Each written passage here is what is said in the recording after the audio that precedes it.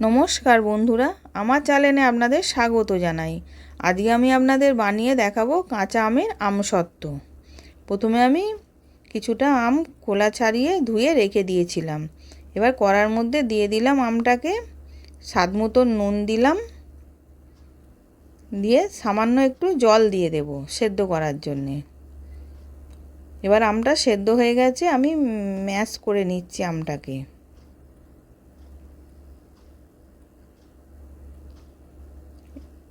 এবার আমি ছাঁকনি করে একটা ছেঁকে নেব, যাতে ছিবড়েটা না থাকে, ওই জন্য আমি ছেঁকে নিচ্ছি।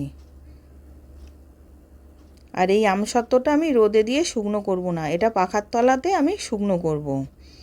এবার কড়ার মধ্যে আমের গ্রেভিটাকে দিয়ে দিলাম, তার মধ্যে 1 বাটি চিনি দিলাম, এতে একটু চিনিটা বেশি লাগবে। এবার দিয়ে ভালো করে মিশিয়ে ঘন করে নিলাম।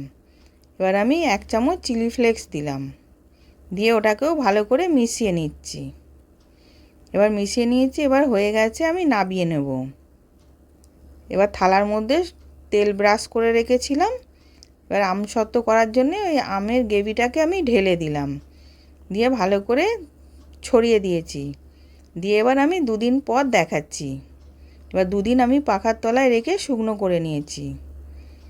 দেখুন শুকনো হয়ে গেছে, কতটা সুন্দর হয়ে উঠছে।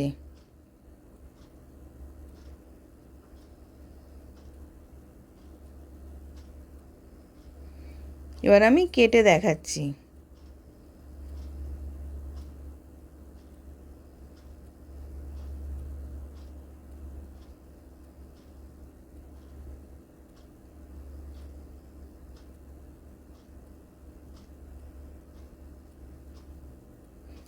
এবার আমি কেটে নিলাম, কেটে এবার রোল করে দিচ্ছি। এবার আমসত্ত্ব রেডি। আশা করছি ভিডিওটা ভালো লেগেছে। আমি হাজির হব আর এক নতুন রেসিপির সাথে।